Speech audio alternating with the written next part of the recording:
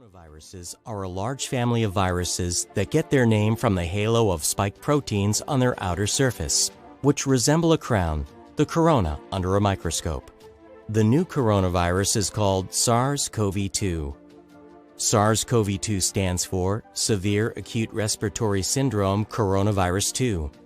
As a new virus, it means that previously, no one in the world has been infected with it. On the eve of one of the nation's busiest travel days, health officials worry Americans returning from a winter holiday could spark a new surge, with hospital workers already at a breaking point. I've never seen a healthcare system pushed to the level that we're at. More than 77,000 Americans died to COVID in December alone, the deadliest month so far. Across the country, field hospitals are now being put into place to help with the surge, as some researchers project 115,000 could die this month. What people need to understand that some 15% of people who get COVID will end up in the hospital, and half of those people will probably die. Despite the desperate warnings, large gatherings across the country were spotted ringing in the new year, including a party in Mar-a-Lago attended by Donald Trump Jr. and several parties in New York and hard-hit Los Angeles busted by law enforcement. The risks that you take will result in death of somebody else in your community. On top of a new record daily case count in Florida, the Sunshine State is now the third to report a new, more contagious COVID variant, joining Colorado and California. In Los Angeles County, the nation's epicenter, where one person dies from the virus every 10 minutes, the Army Corps of Engineers is being called in to help upgrade older county hospitals, having problems delivering vital high-flow oxygen to patients desperate for every breath. They can't maintain the oxygen pressure in the hospitals because there's so many patients on utilizing this high flow O2. One county official calling on Governor Gavin Newsom to bring back the USNS Mercy. The hospital ship originally provided emergency care to non-COVID patients in the spring to help with the demand, as health officials say they need all the help they can get, with ICU capacity at 0% for weeks and hospitals now too overloaded to treat everyone. Are really bad. We're overwhelmed. We're stressed. We're stretched so thin. It's pretty unimaginable. And Steve joins us now from LAX. Steve, this is a big travel weekend. Absolutely, Jose. AAA projects 85 million Americans will have traveled this holiday season. Health officials say that may lead to another surge, but we simply won't know for another 2 to 3 weeks because it takes time for symptoms to show.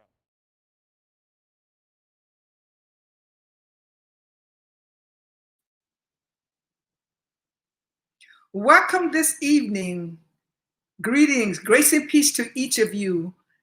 On behalf of the Mississippi and Western Tennessee District Council, our diocesan bishop, we want to say thank you for joining in with us for another conversation on the facts and the fiction of this COVID-19 vaccination. I know we have talked about it, we've heard it on the news, and we just want to bring the experts out once again to talk to us.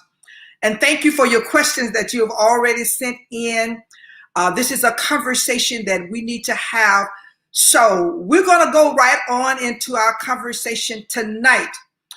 Get your questions together if you have not already. Put it in the chat box. After our discussion, we will open up the line and they will try to answer many of your questions on this evening. Once again, we are so glad that we have Dr. Mary Williams is with us on this evening. Dr. Mary Williams is from Clarksdale, Mississippi, the urgent care. And Dr. Williams have done extensive study with kidneys and diabetes. So welcome, Dr. Williams. How are you tonight? I'm doing well. Thank you for having me. All right. We have Dr. Johnny Cummins is an internal medical specialist. Dr. Cummins, how are you on this evening? And from Batesville, Mississippi, welcome to our second part of Let's Talk Back and let's talk about this COVID-19 and this vaccination. Welcome, sir. How are you tonight? Good evening, Dr. Housey. Good evening, Dr. Williams. Good evening. We're happy to be here with you to share. We represent the Ernie Henry Community Health Center services that are located in Clarksdale, Batesville, Tunica, and Coldwater. And I'm serving as the medical director at this time. But we're happy to be with you because people need to know the truth. Thank you. We also have Dr. Richardson, which is a OBGYN. Thank you for joining in with us once again from Greenville, by the way of Indianola, all around the Mississippi Delta. Thank you, Dr. Richardson, for joining in with us on tonight. Thank you for having me. Good evening, everyone. All right. We just want to go right into this conversation. We want to get right into this conversation. We know now we have gone through the holiday season, and we've heard that January has been a really bad month for us, that the death rate is going down. We've heard that the vaccination has been out there now for about a month now. So I want us to just start this conversation. What do you see as you treat your patients every day? Where do you see us going? And what do we need to do even now to stay safe? Either one of y'all can chime in. Good evening, everyone, again. In order to stay safe, we always, and I think we all agree, to continue to wear your mask, wash your hands, and practice social distancing. And of course, with this talk, we're encouraging you to read the literature, read the research, and learn about the vaccine so that you can make an informed decision. Yes, I agree with Dr. Williams. A lot of people are still uncertain about the vaccine. We cannot tell you that there won't be any concerns or side effects, but we know that the COVID-19 virus is still out there raging, and we don't have a cure, but we do have something that can help us fight off the impact of the disease process on our bodies and in our communities.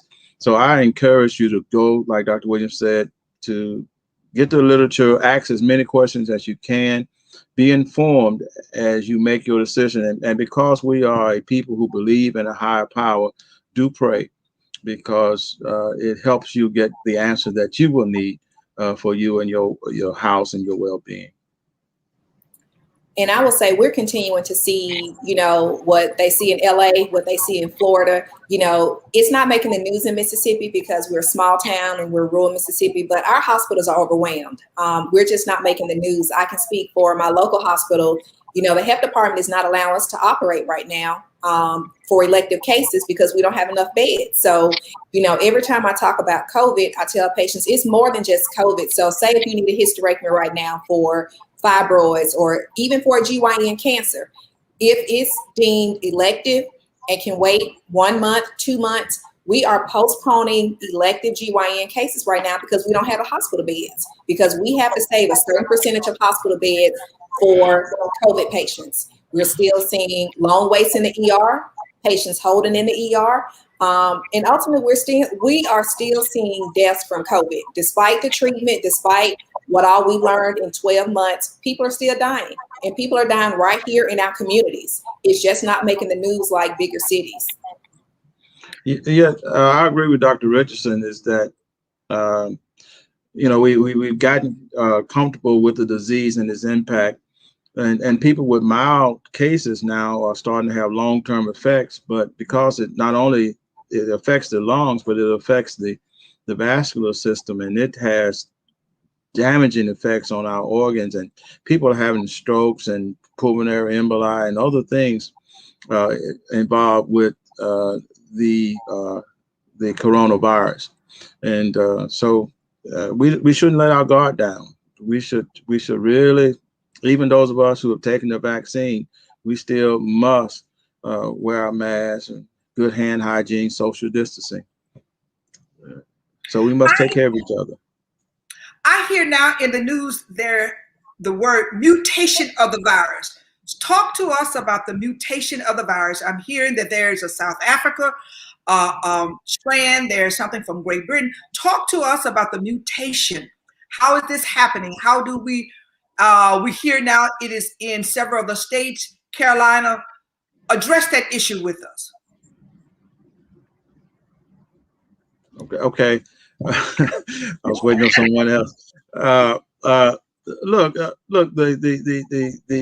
coronavirus is based on the it replicates within itself. It's striving to survive, and what has happened, particularly in America, is that we did not halt the aggressive impact of the virus on our communities, on our bodies, on the front end, and we never really we decreased the first surge, and we had surges after that, and it just kept on, and so the virus is running out there free, and it's mutating constantly, and when we talk about South African variant, UK variant, and say you stop and travel.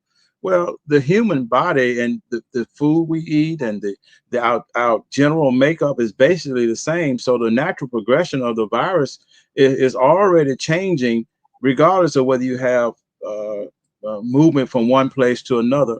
And so by the time we say, well, we're going to protect against this variant, it's already here.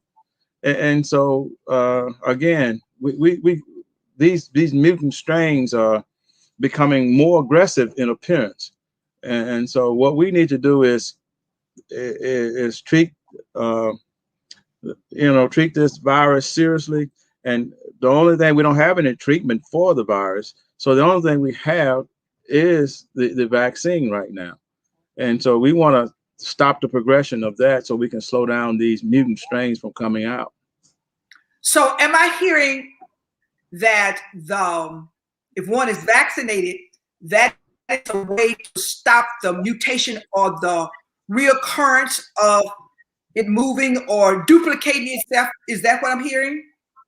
The vaccination itself, it's going to have to get 75–80% of the community, of the nation, really, vaccinated before we talk about suppressing the virus itself and the ultimate mutation. So we still in the midst of this long haul right now. We haven't really fixed anything yet. It's kind of like the HIV virus. When we first dealt with it, we had no medicines, no cure, but now there's no vaccine for the HIV, but we developed medicines that can suppress the virus in the body. And the main objective in treating HIV with the medicines available is to suppress the viral load in the body to nil. You never get rid of it, but if you keep it at the lowest level possible, it can't replicate. And if it's not replicating, you don't get mutant strains. So the only thing we have available now is the vaccine and common sense, mask, hand washing, social distancing. You want to isolate the virus as much as you can. So by me wearing a mask, I am helping to isolate the virus from replicating and being transmitted to the next person. Is that what I'm hearing? Absolutely.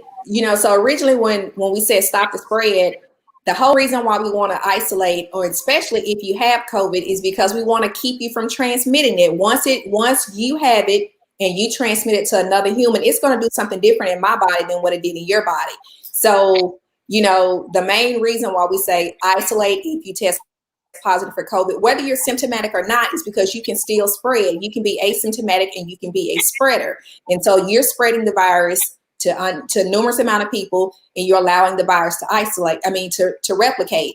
If we had done a great job in the beginning with isolating COVID positive patients, staying in quarantine until we had better control of the surge, we would not be where we are today. And isolation is the key. Even now, we're not going to stop this surge until somebody makes us isolate and do what we need to do. Yes. Whoa. Okay. So it is important to me, even if I have the vaccination, to still wear my mask. Why is that necessary?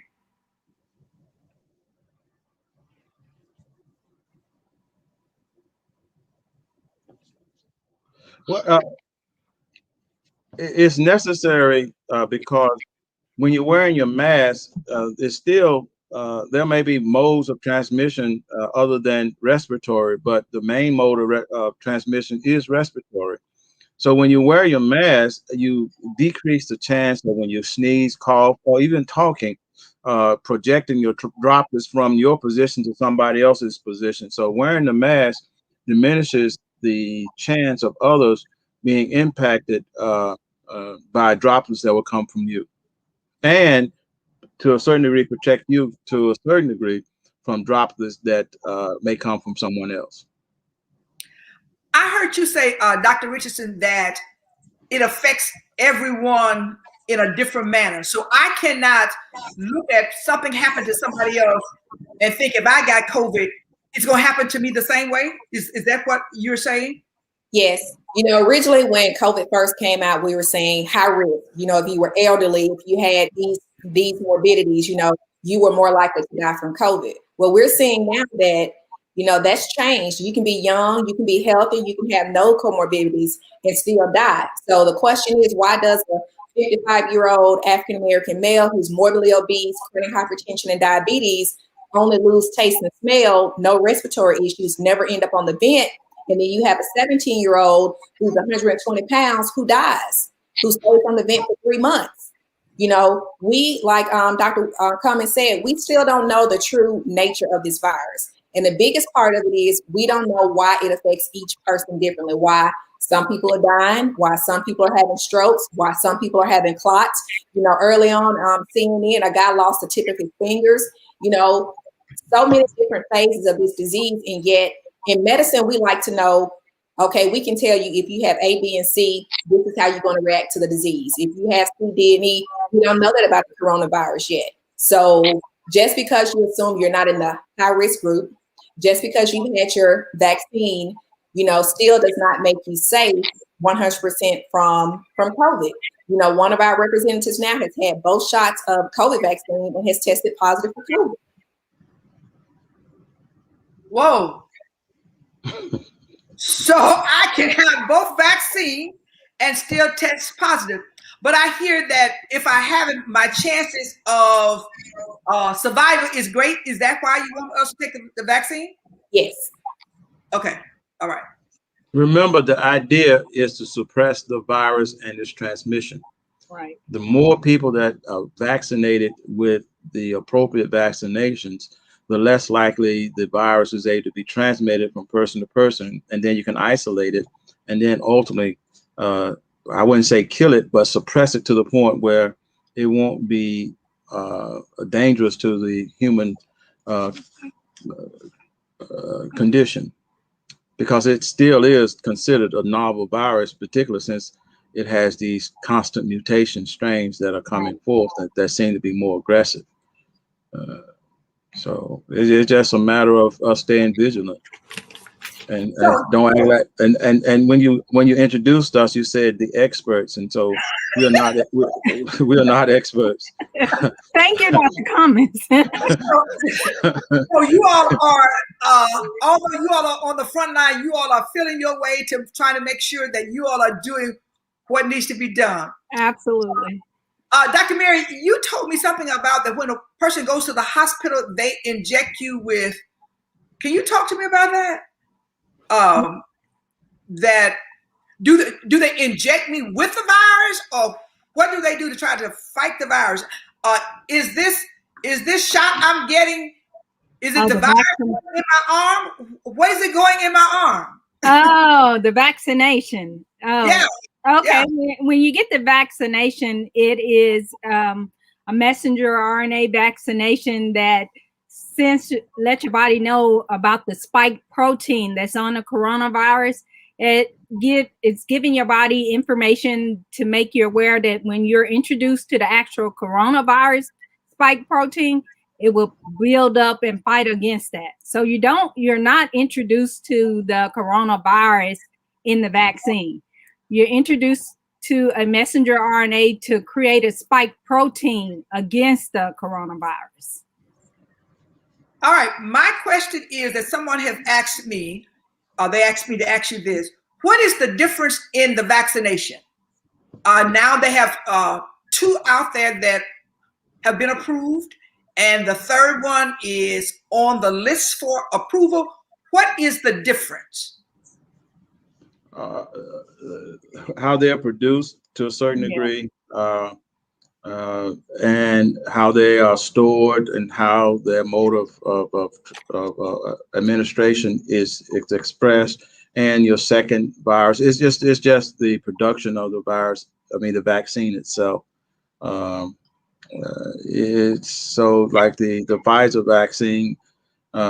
It's, you know, you get the first injection, 21 days later you get the second one. It's protectivity. You know, it's about 90% once you get the second dose. The Moderna, you don't have to keep it at extremely cold levels to store it. By the time you get the second dose, you have 95% protection. And so the new ones that's coming out, you know, they're talking about with just one dose, 70%. Now, you want to compare that to the flu vaccine. For the most part, you may get anywhere from 45 to 6% protection with the flu vaccine. So these vaccines are giving you protections greater than the flu vaccine, but that's still not 100%. So you got some vaccines, you got 5% possibility of getting infected despite having both dosages.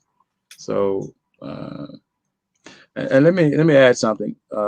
I said that there was no treatments for the virus. There are symptomatic treatments, right, that particularly with the convalescent plasma, which was used to be mainly hospital driven, but now people outpatiently are being treated with that because it's so effective in helping people fight off the impact of the coronavirus on the body.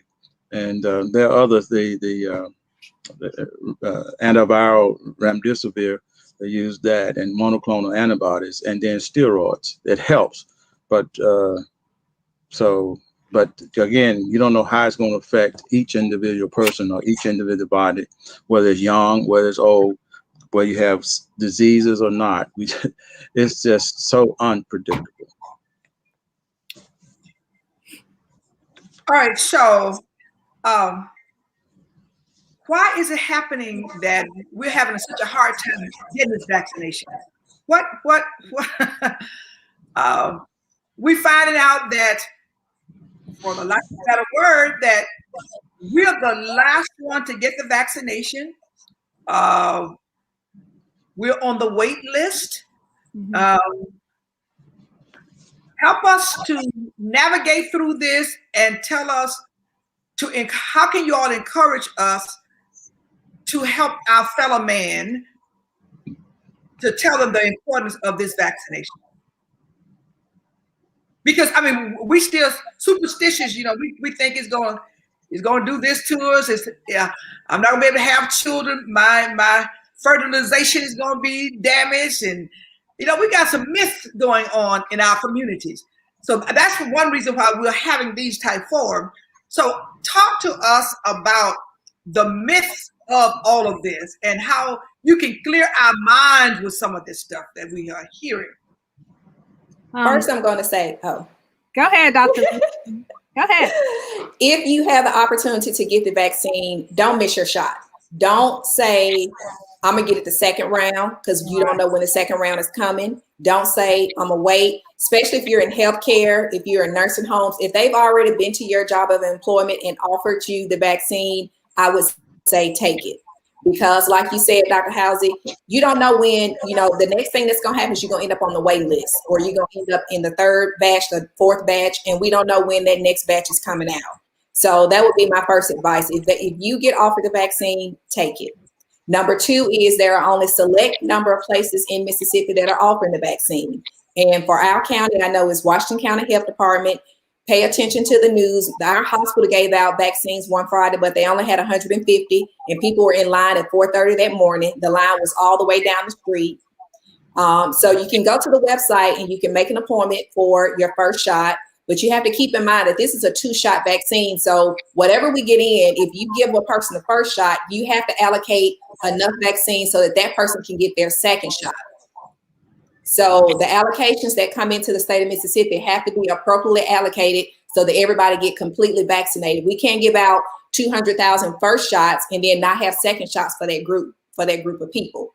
So that's part of how our vaccines got allocated. As far as myths, this isn't your first vaccine. If you look at your shot record, you probably had about 12 vaccines in your life. You've had MMR, you've had hepatitis B, you've had, chicken pox. And you've had kids since you've had your vaccines. You've gotten married. You've been healthy and happy since you got those vaccinations as a kid. So like I tell people, like we said in our first broadcast, vaccines aren't new.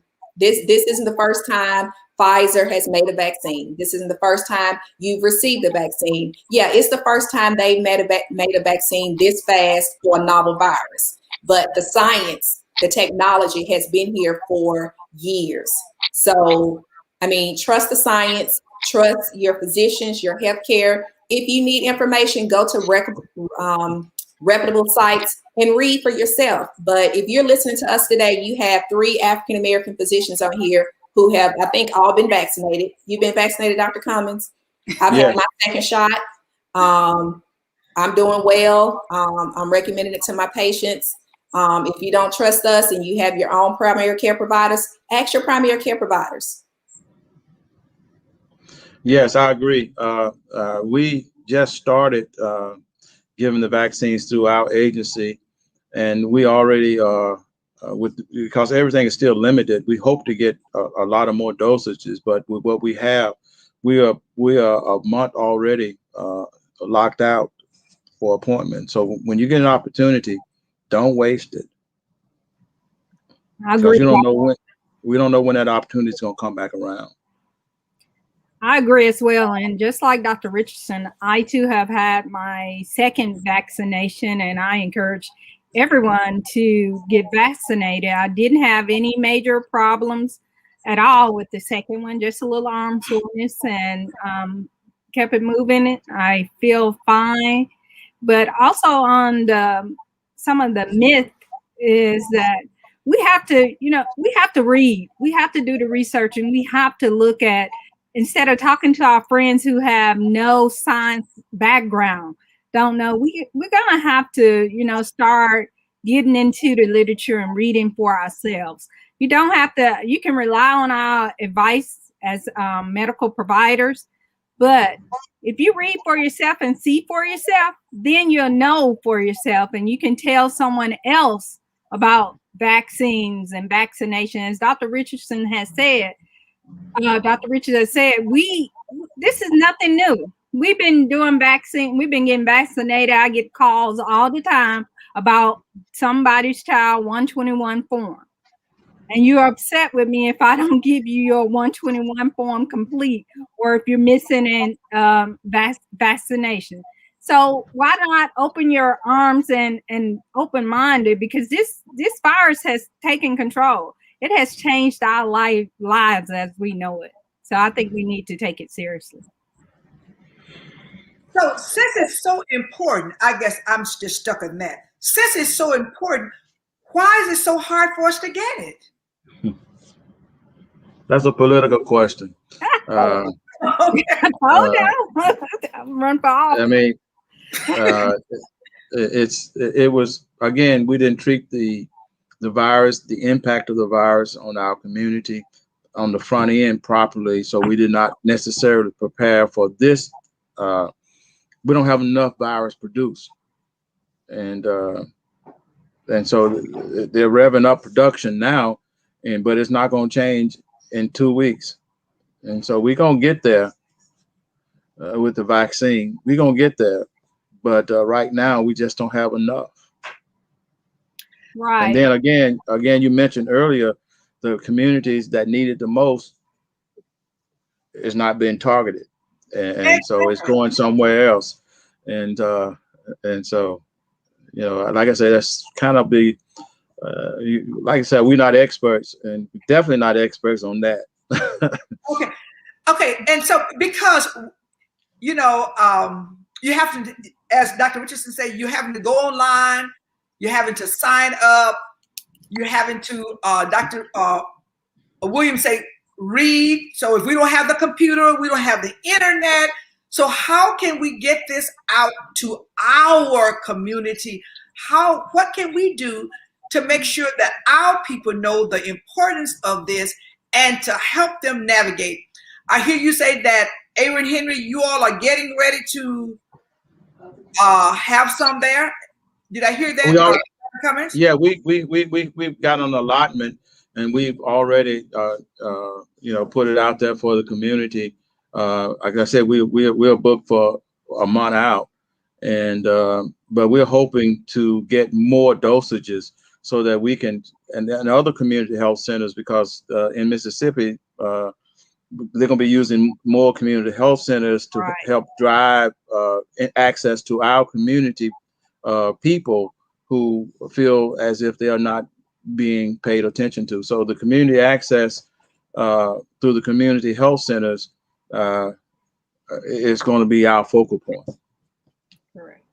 And then local hospitals, but I'm not sure how how all that works. Yeah, I got mine from my local hospital because I'm here in Clarksdale, and up until I think Aaron Henry here may have some now, but prior to that, the hospital was the only one with stock, and they were kind enough to call all the primary care providers and offer the vaccination or the vaccine to us. So otherwise, there's no vaccine, nothing available in Coahoma County for anyone besides the vaccine in the hospital. Now, this week, as Dr. Cummings had said, Aaron E. Henry has started rolling out. But also to pin your point, you asked, how can we get the word out? Well, exactly what you're doing now. This forum, your church, we believe in, this is the Bible Belt. So I think a lot of the education and the things we can do can start in the church. I'm not saying you go tell them to go take the vaccine. They should, but also give them the information they need beforehand so that they can use it and make the right decision. Yeah, that is an important part, because this, like I say, this is through informational church activity, and through our ministry, we did it, and we had our members call us and said, that was helpful for them making a positive decision for possibility of taking the vaccine. So the more we can do that, the more the other places of worship can access health professionals if they don't have access to immediate. We got to come together and start sharing our information and our expertise to all of us, because that's the only way we're gonna know what it is that we need to do across the board. So, go on, Dr. In addition, I would say, I think somebody in the comments mentioned that there was a shortage. People are traveling for this vaccine, the people who want to be vaccinated. So if you go to the website and you find an appointment, you are not limited to your county or your city. People are crossing county lines. If they find an appointment, people are driving all across this state right now to get vaccinated, which is why, you may be out in Washington County sooner than you are in another county, because the website does not constrict you, or it does not require you to live in the county where you receive the vaccine. So that's number one. And number two, my elderly patients that I saw when there were still appointments available in Washington County, if they wanted it, I stopped doing what I was doing and I went to the website and I made them an appointment. So like I said, if you trust your primary care doctor, if you call and say, I don't have an internet, I don't know how to make an appointment. If you're one of my elderly patients, I'm gonna make an appointment. If I have to check every single day, if me and my nurses have to make a list until the next available appointments come around for first injection, we'll do it. So, and I know other African-American physicians out there who are willing to use their staff to help our elderly population that don't have access to the internet. That's a very important point that you just made, because people are going across state lines as well as county lines coming to get the vaccination. And so that was one of my questions. Is there any stipulation that you have to show to say, I am a part of this county, I'm a part of Mississippi? So if I drive in from Florida I can get it. If you made an appointment, yeah, you have to. It's allocated, and you go online. If you sign up, it's a pandemic, so that's why if you have the opportunity to take the vaccine, you should. If you don't, then someone's going to drive across the state line and get that vaccine. So at every opportunity, and just like Dr. Richardson, I sign up my patients. Well, I signed up people all last week I was on. I said, okay, you're going to Greenwood. You're going to Batesville. You're going here, there. Yes. Mm-hmm. So talk to us right now. For those our listeners, tell us how we can go to sign up. The Mississippi State Department of Health, it has, time you get on the website, it says coronavirus vaccine. You click on that and it's a few simple questions. Ask you, have you had any anaphylaxis reaction? Ask, have you had COVID-19 in the last, I forgot how many days, weeks. 2 weeks. 2 weeks, okay. Ask, have you taken the monoclonal antibodies and things like that. So if I've had the virus, I need to wait how long before I go to try to get a vaccination? That was somebody's question. They asked me that today, and I didn't know the answer. At least 14 days. So not 4 months, 14 days. For without the monoclonal antibodies, now you got to wait that 3 to 4 month period. Yes. But okay. just the virus itself, without getting those types of treatments, 14 days. Okay, break that down. Break that down. You say if you get like the monoclonal antibodies or the convalescent plasma, you have to wait that because your body is being given a hyper immune response, and so you produce a whole lot of antibodies. So if I went to the hospital, did they give me that probably? More than likely. I can't say every person, but depending on what hospital you went to, but more than likely, it depends on how sick you were, because I've heard people's testimonies about that were hospitalized, and once they got the convalescent plasma, but they felt immediately better. So that's why they're putting it as an outpatient therapy now, because but it's hard to get it now, depending on where you are. Okay, so if I just got the virus and no complications, then I need to wait how long before I need to go to sign up or to try to get the vaccination? At least 14 days. Okay. You probably won't get it within 14 days anyway. You can go and sign up, but the wait list, as Dr. Cummings has said, is about a month out or longer in some places. So you can probably sign up safely at 14 days, but you probably won't receive it until a few weeks later. Yeah, it's going to get, the wait list is going to even get longer. Yes. I know. We're hoping that the state get enough. I'm just saying, we're hoping that the state get enough allocations of the vaccine that it can send more out to the centers that are giving it, that people will have better access and quicker access to the vaccinations. Oh, so because go on, Doc. I was just going to say, because January, like you said earlier, it's been the most devastating month as far as death from the coronavirus. We had over 90,000 deaths in this month alone, which was more than September, October, and November put together. And that's because of the holiday surges from Thanksgiving, Christmas, and New Year's. And so, again, because we're not treating this virus with respect, we need the vaccines.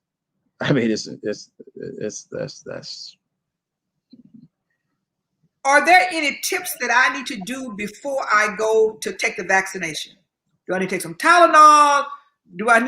Is there anything I need to do?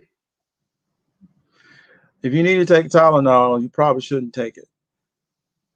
I mean, because I heard some folks say, take your Tylenol before you go take your vaccination. and it's going to be okay if you take your Tylenol. So you're telling me don't take the Tylenol? Well, it's not. I mean, you won't know whether you've had any response from taking the vaccine if you try to suppress the response. Oh, so part of the response of taking the vaccine is that you're gonna have a sore arm. You may have a fever. You may even have some chills. May even have a little stomach upset. Just feeling fatigued. But that's what's supposed to happen. But it should last no longer than 48 hours. So, and so you don't want to suppress the response to the vaccine. You want to know that you've actually had some positive response by having some negative impact to your body. I agree 100%, Dr. Cummins. And as we were talking earlier, when I took my first vaccine, I had the chills.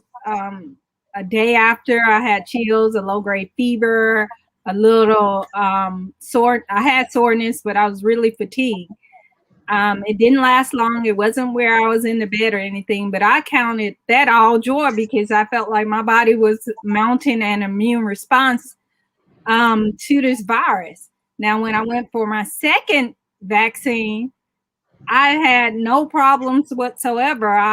My arm was a little sore, but I didn't even notice. Actually, the next day they asked me about the vaccine. I had forgotten I had gotten it. So that's how I was with the second one. And Dr. Richardson has a story similar. And I was just the opposite. On my first vaccine, my arm was sore, but I kept working, no problems whatsoever. On my second vaccine, I had the same symptoms, just a little bit more severe and a little bit more fatigue. And I slept for about 24 hours, but they came and went just as fast. I mean, I got my second shot on Tuesday. I had chills and a little bit of fever Tuesday night, nausea Wednesday, and then I was back to normal Thursday, like no symptoms whatsoever on Thursday, like it had never happened. Now, I did try to pregame. Didn't help you.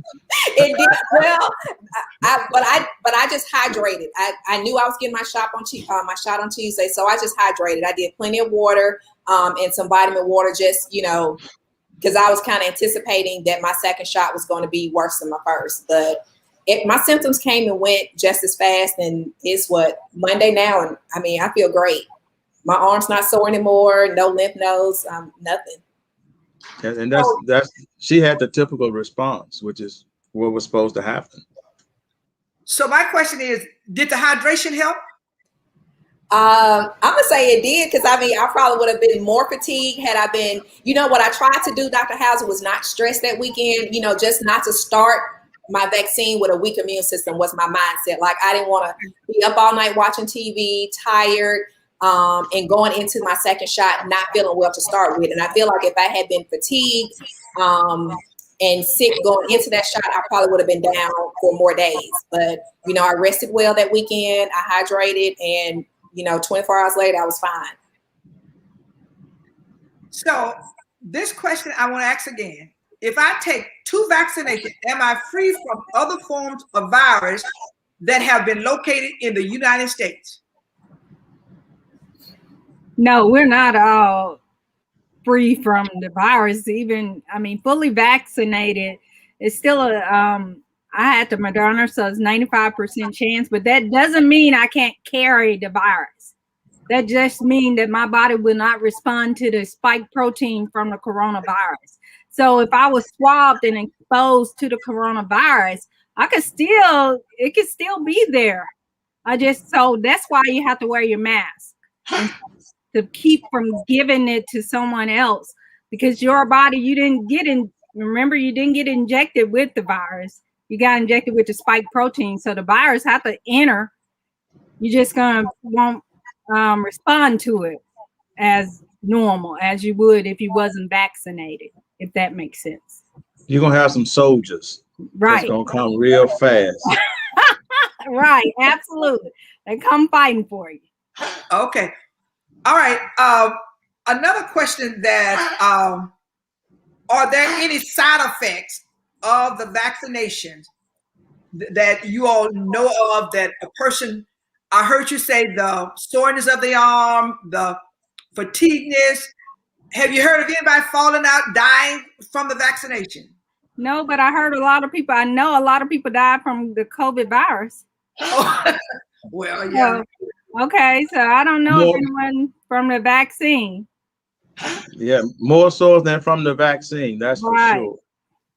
The other thing you're gonna get, viral syndrome type diseases, side effects. It's called Guillain-Barré. You can get a Bell's palsy. You can get other type of things that could happen, but more than likely, it's not expected to happen.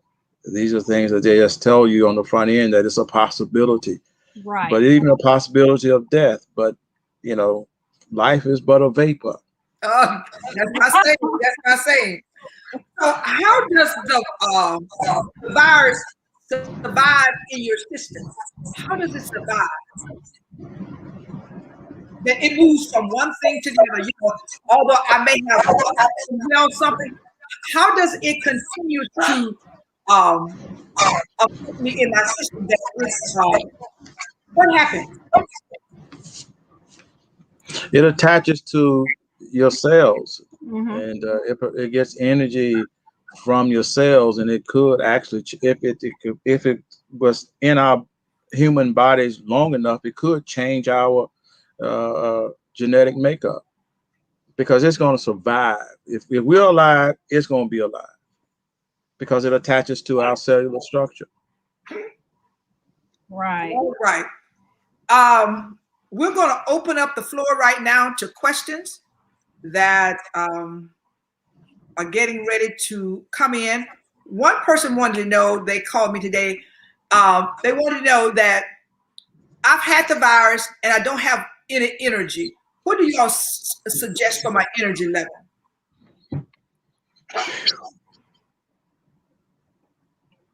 So go ahead, Dr. Cummins. I've had the virus, so the fatigue factor each day gets better. You can take the zinc and the vitamin C and other multi-complex vitamins to help you along, but it's just going to take time. Okay, one person says, after having the COVID-19 over a month ago, how do you deal with the wheeziness and the bronchitis? They're having this.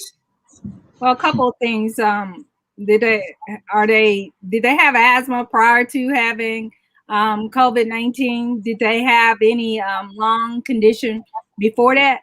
Then you still have to manage your chronic lung condition, even more so after being infected with COVID.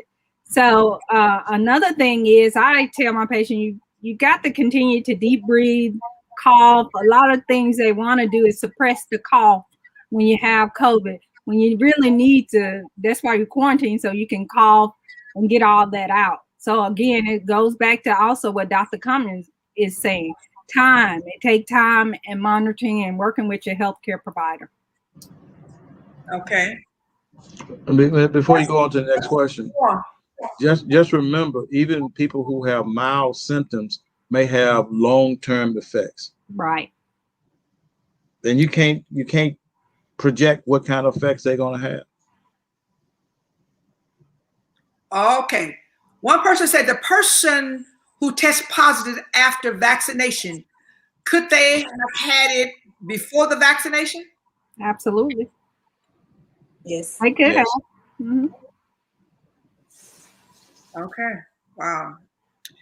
Is there anyone who should not take the vaccine? Is there a group of a person that should not be on that list, should not call Aaron Henry or the hospital or the health department or your healthcare provider? That's a loaded question. People who have anaphylactic reactions to other vaccines, you have to decide whether the benefits of taking this vaccine. Break the word down. We want alpha. I mean, you have shortness of breath, your throat swells up, severe allergic reactions to other vaccines. You have to consider whether the benefit of taking this vaccine outweigh the risk. And the benefit is that you protect yourself against COVID-19, which has been known to cause death itself. And so you take the vaccine, and then you have an EpiPen available if that's the case. And there are other things, you know, the elderly, severe elderly, but you have to weigh the options, and there's no real good answer for that question in that sense. And to add to that, Dr. Cummings, I have a severe shellfish allergy, and when you go to take the vaccine, you have to fill out this form. And because I listed my shellfish allergy that I carry an EpiPen, they watch you a little bit longer than normal, so that you won't have a reaction to it. Yeah. So, one person want to know: is the vaccine available for all age group now? No.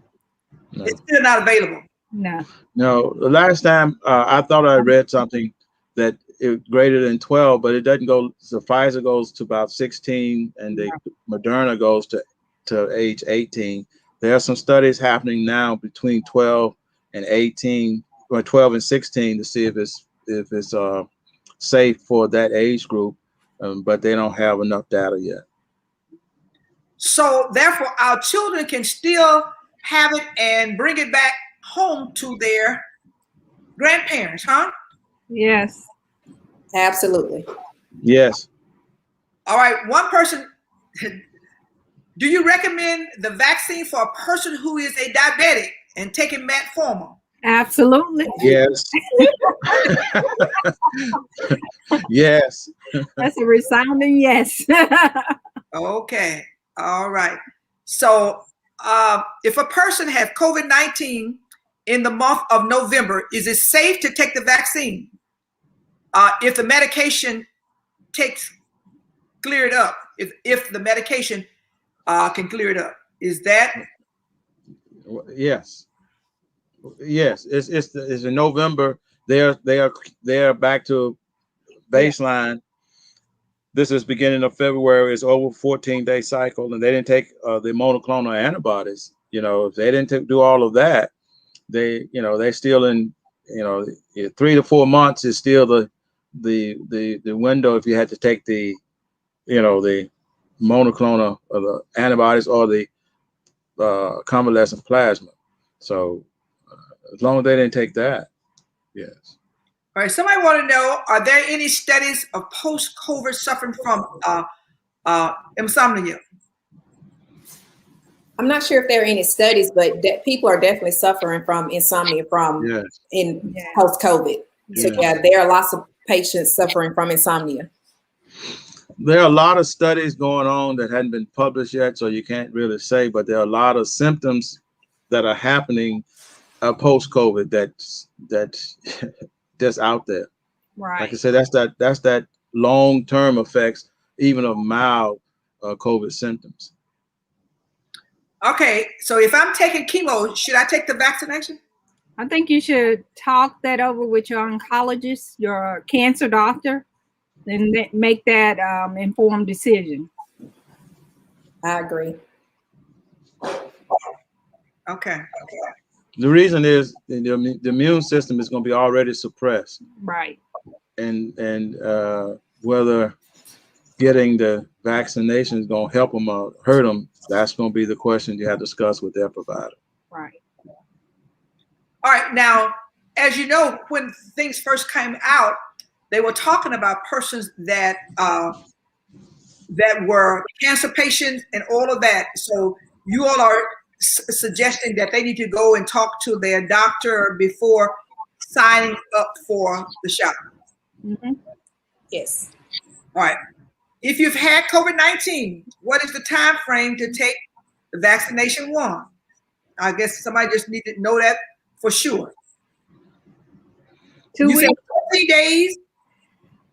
Well, as Dr. Cummings has said, if they didn't take the medicine for the coronavirus when they had the virus, if they didn't take the IV medicine, all the different medications the medication they give in the hospital or via a doctor's office or outpatient, then 2 weeks.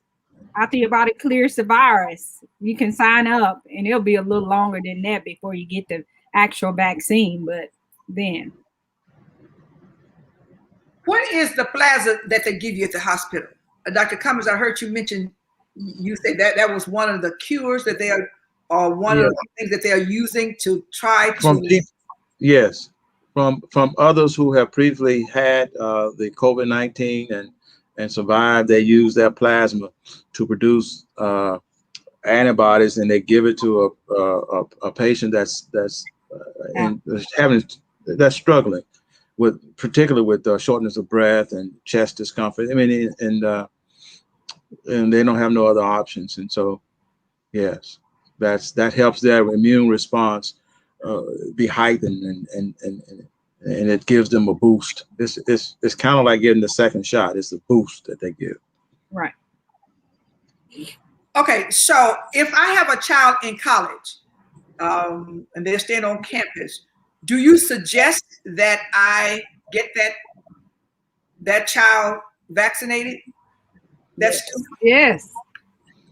I have an 18-year-old who will be going to college in the fall, hopefully, and we will get her vaccinated.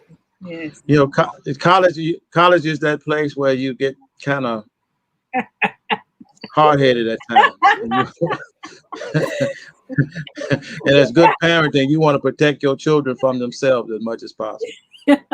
And some universities are putting one kid to a dorm, but I know other universities who are still allowing 2 kids to a room. So, you know, you're not going to sleep in a mask. They're not going to keep their mask on once they're inside that dorm room, and yet they're out on campus, you know, being exposed. So, of course, they can expose each other. So if there's an opportunity for your college students to be vaccinated, yes. Yes. Okay. So even you have to remember, you have to get that appointment. Yes. Yes. So I'm hearing you say, even though I have taken the vaccination, I'm not free yet to take my mask off because. No. So I still need to wear this mask every day. Yes. Okay. How long is the body immune post-COVID, and is there a possibility of contracting it again? Yes. I think some studies say 3 to 6 months possibly. And yes, you can contract it again. After that time, we're told if someone present with those symptoms again after that window to retest them. Yeah, and that's still not exact. Right. So how can I come up with a negative test but have all of the symptoms of COVID? No test is 100%. False negative. Yes. And then you check 3 to 5 days later, you're gonna be positive. Yes. But I know this case that a friend of mine, they had, I know, 5 tests and all of them came back negative. How close together were they? Well, I don't know that. Yeah.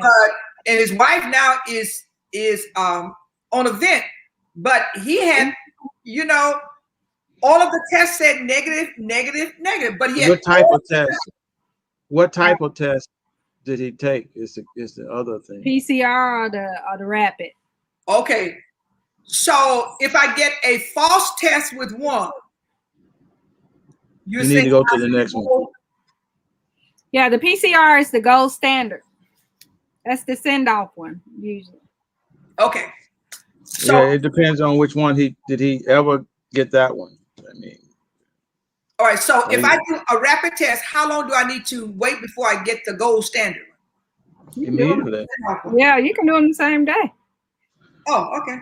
It depend on your level of suspicion. Right. For that particular patient with the symptoms actually having COVID, because the longer you wait, the more chance that person could affect somebody else. True. So if I've been in the company of a person that has tested positive, I need to go immediately to get tested, or do I need to wait? And if I need to wait, how many days do I need to wait, or what do I need to do? 2 to 5 days. And quarantine until tested. Even though my head is not hurting, even though right. And that's what happened in our community. We wait until there's a sign before we go to be tested. We say, well, my head is not hurting. It's just my sinus, and we don't do anything until later on. So you're saying that if I'm being in the presence of a person that is tested positive, I need to immediately quarantine. And that's how a lot of our entire families have been infected right there in the African-American community. One person who knew they had a positive contact continued to see family members or go around the house until they started having symptoms, and then the whole household test positive. And let me say this. If you are positive and you're told to quarantine, that means you isolate yourself in one area of your home and keep your mask on in your house. Right. And don't go out and visit your friends. If you're quarantined, stay at home and you isolate yourself in your home, in your room. Right. If possible. This I've seen a lot of people say, you get positive and you see them out. Yes. Yes. Mm-hmm. Wow. Picking up some things from Walmart before I go in quarantine. Whoa. And because of that, I have now spread the virus to whomever I was around, huh? Right. Yes. All right. So another question was the rollout plan for the state. Have the state changed the rollout plan as of yet? With this new administration, we're hearing that this president is saying that he wants at least he's doubled the number of vaccines that will go into the arms of the people in the United States. So that will cause a rollout change. So have you all received a different rollout plan as of yet? We hope so, but we haven't seen the actual changes in amount of dosages because we're just getting started. But there's projection, there's talk of it. There's even from the congressman level, they are striving to get more dosages into more minority areas who may be majority in that zone. So there's a projections. There are a lot of projections, but we just got to wait until it actually presents itself. All right. When the Moderna first came out, the CDC said it was 100% effective in the older adults. Now they're saying it's not as effective in the older adults. Which information is true? Well, one thing I'll say is this is a new virus, new vaccine. So we're learning, or they are learning every day. So you can't say anything is 100% with something that is new. We're learning as we go. We're simply learning by doing as we go. So I wouldn't say, I can't remember anything with science saying 100% effective. No. During the trials, they with the amount of patients they had in the trials, they came up with this 95% effectiveness. But as we go further into the community with the vaccine, it may change. Absolutely. I heard today on the Talkback show that Walgreens was supposed to be the one in the states to service the nursing home and the elderly population, but only to find out that they don't have enough staff and manpower to do this. My question to you all, do you think our state will have the manpower to do what needs to be done? So I know the state is gearing up to get the manpower. I've received several emails. They're recruiting nurses left and right to volunteer or to work in the vaccine clinic. So they are, every day you're getting emails and things in recruiting workers. So they're gearing up to have the manpower to supply the vaccination to the community. That's one thing. again, I mean, this is a work in progress. I mean, we've had 2 weeks of a change in national administration impacting the states and how they deliver and how much money, because it's always not only political, it's economics. Right. And so Absolutely. even though the virus itself the people may not be charged for the virus, it's still the virus it's going to cost something for somebody. And because these companies are not going to just give their product away. Right. And so we just at this point must be patient, right, and keep being advocates for our community. One person want to know, as people of color, should we ignore all of these videos that's going around, these negative videos that are in circulation that's saying, you know, if you take the shot, you're taking the mark of the beast. I'm just gonna go to church. You're taking the mark of the beast. You're taking, you're doing all of this. How do we combat this? How do we address that issue? Dr. Richardson, I think you should take that about your as you say about the science all the time. So say that, because one of my patients told me I was gonna light up in the airport when I go through the thing. So yes. You should ignore all of the negative videos. And like we said earlier in our first broadcast, one, listen to reputable sources. And I won't call any names, but there's a new app out now called I can't think of it now, but it's kind of like a live podcast. And so there were a group of African-American physicians in there discussing COVID, and celebrities came in there and started bullying physicians. Almost one of our African-American female physicians tried to commit suicide after that. Now, why would you listen to a celebrity who's a high school dropout about COVID-19 when you have physicians in here who have 12 years of degrees? So common sense tells you that you have to listen to people who know what they're talking about. I'm not going to listen to somebody who's a millionaire tell me to get my vaccine or not just because they make great movies, but they don't have a college degree. So just be careful of where you get your information from. Trust reputable sources. And if you don't want to listen to us, you can always go to cdc.gov. You can go to the CDC website. You can listen to Dr. Fauci. But for videos, for people who just want to go against the grain, just so they can be seen and so they can be heard, to advise you. And then be careful about who you listen to, because these celebrities live in mansions where they can isolate. They're having their food delivered. You know, they're not worried about getting COVID-19 or getting the vaccine because they live in a sheltered life, you know, or they have great access to healthcare. You know, they're going to go to the best hospitals in the world if they get COVID. They're going to see some of the best top physicians in the world if they get COVID-19. So they don't care about you. They don't care about us when they spill this negativity, because they know what happens when they get ill. They have millions of dollars, you know, to see whoever they want to see. So just be careful and be mindful of what you listen to when you make these decisions.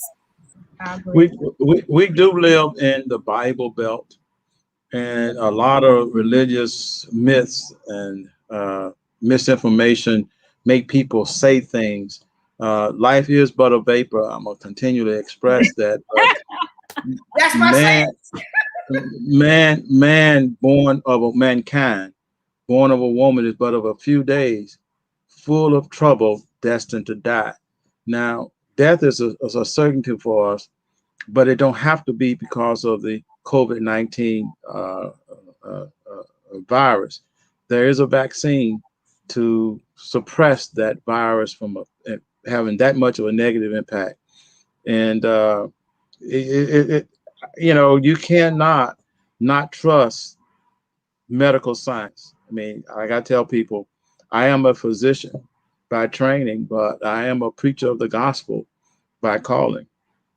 And so when I first started, I was wondering how I'm gonna be able to take care of people medically and then talk to them religiously, but they are not separate. They are all one. And because our Lord is supreme in all things. Right. And he's called the great physician. So he deals with the science and understanding. And so we need to listen to the science. Right. And listen to those who can interpret the science as well as help us in our belief structure.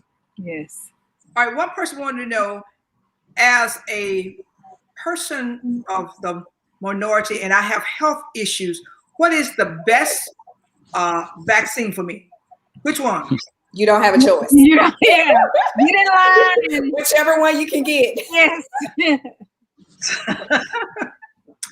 Most of us in the rural communities will have Moderna, and that decision will be made for us. Yes. Okay. All right.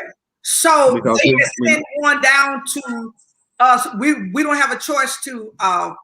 The state doesn't have a choice to say, I want. Well, they have a choice, but the Pfizer vaccine requires so much refrigeration and special refrigeration, right. and they're very expensive. Yes. And we only have a couple of urban centers that could actually carry such a thing and deliver it. The rural communities, it would be almost highly unlikely.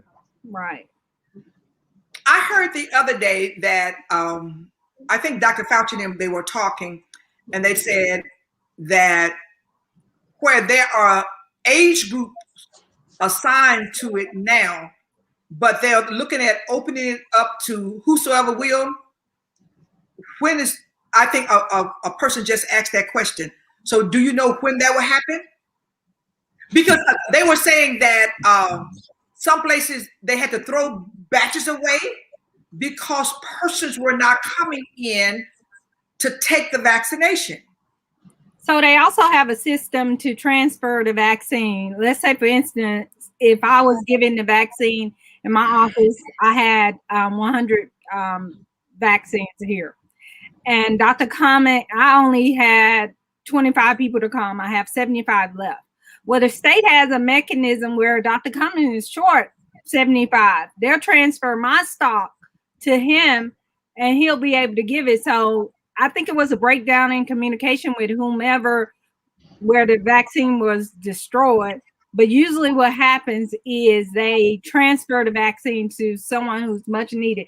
But I can tell you now that if you don't have a need or they don't think, that's why Oklahoma County, we have a lot of people here that need vaccine, but it's just not high priority. So you probably won't get it. Is that high priority and we die? No. What means is, what she's talking about is people are not choosing to take the vaccine. Right. And the myth is not being broken in their spirit, in their mind. So we need to do, I'm come back to that same question. Besides having these forums, we need to educate our people about this, because when I look on our state site, I'm finding out that we're not taking it while others are taking it, and we're stuck in the trenches trying to say, should I or should I not? Another thing is, remember, we are a lot of the frontline workers, the grocery store workers, the trash workers, everything, so we need to be the one out there trying to get vaccinated, because it's affecting us and our families and our children. So remember that. I mean, I think most of the spirit, and if we keep educating and talking about it, letting them see that, hey, I've had both vaccines, I have no problem. Dr. Richardson, Dr. Cummings, we're still here taking care of you, and we want you to be here to come see us. So get vaccinated. Yes. I know go on. There's a line I called the health center today to try to sign some persons up, and they took the information, but they said to me, we'll call them when we get something in, Yeah. That's going to be the problem. We're here to provide the service, but the vaccines are not yet readily available for the amount of people. Right. That's going to need to be the vaccine delivered to. All right, somebody have this same question again. How can we help educate people who are so afraid of taking this vaccination? How can we educate our people? Conversation. Yes. With people who are prepared to share information that's based on science and yes, research. Mm-hmm. Right. And not myth. And again, this forum is helpful. Right.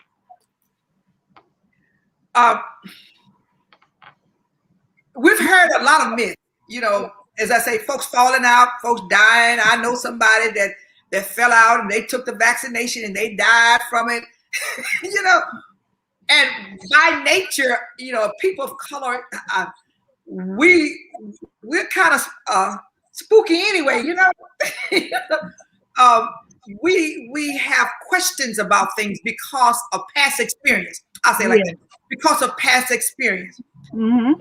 So, we want to have continual forums like this to ease our minds, ease our anxiety, and to talk to people that look like us that we can trust to tell us the best way and what is safe for our lives. Because when I look at the obituary column every day, it is filled with us of all ages now. Mm-hmm. And we're being hurt. And when I look at the effects of our families, that even though we may survive it, we still are on oxygen, or we're having to go down to take dialysis because something else has happened to us. So before we go, I want you to leave, each one of you all, to leave some parting words with our community as to how we can help ourselves and how we can help each other as we navigate. Because I heard you, Dr. Richardson, you said the last time, we're not going to easily get through this. It's going to be a while before we can work through this pandemic. So what can we do? How can we help each other? I need you all to give us the parting information. I think one thing we can do, as we've said, is continue to educate, continue to be that go-to person. I'll often talk with my patients about the virus. What are your fears? Let's discuss the fears that they actually have. Let's discuss reality of what you actually think, the mark or the beast or whatever, and acknowledge that those things are real to them. And bring them to a point, meet them where they are. That's what I would do, meet my patient where they are, discuss the risk, benefits, and indications for the vaccine, and remind them of how many lives were lost with the COVID virus. And say, we've lost one too many. We lost too many children. We've lost too many adults, parents, everything. This is taking over, and it's time to stop. And whatever we need to do to educate you to get this vaccine, then let's do it. Thank you. I like that. Dr. Richardson? I would say, number one, be patient.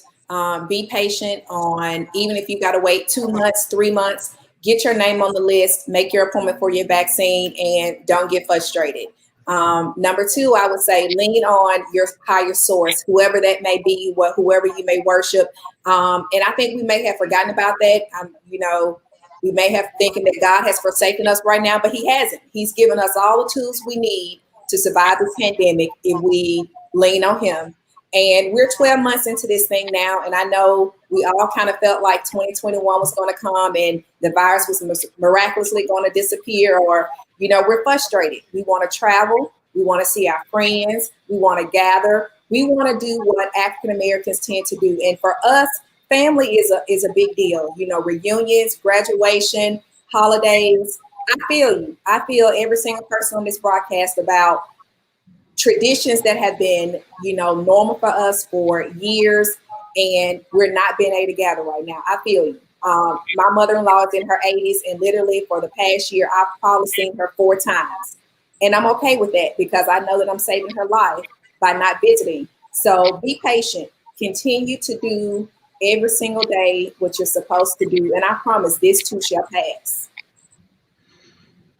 Yes, wear your mask, social distancing, good hand, body hygiene. Patience is the driving force. Listen to the medical providers, listen to the medical science. If you don't trust the medical community, know that we do have an advocate. We are religious people. We are spiritually inclined, and we must get closer to that at this point in our journey, because it can get worse if we don't acknowledge where our help comes from.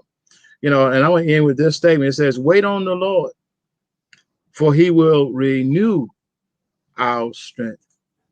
He'll mount us with wings as of an eagle. He'll let us run and not be weary. And then he'll let us walk in the midst of our pain and our suffering and not faint, not lose hope, not lose heart, because our hope is in the Lord. Even though, Dr. Housey, life is but a vapor.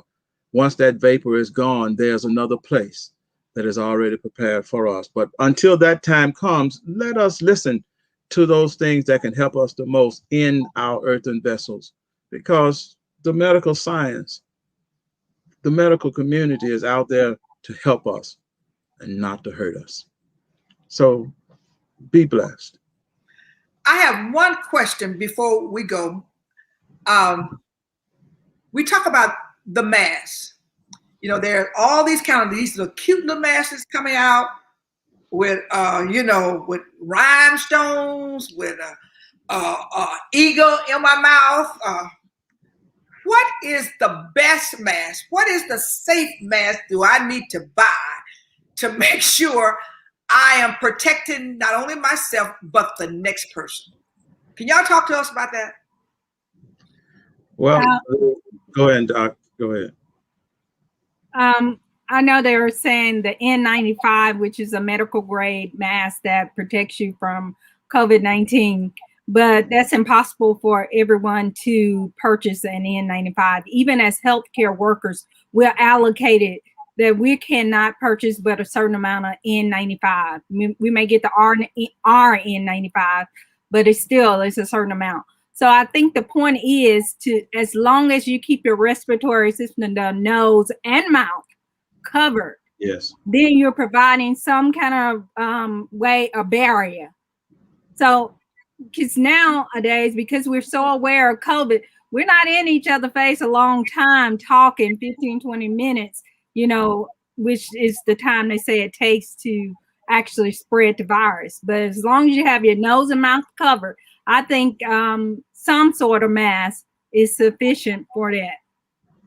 More the cloth mask, I think. Mm-hmm.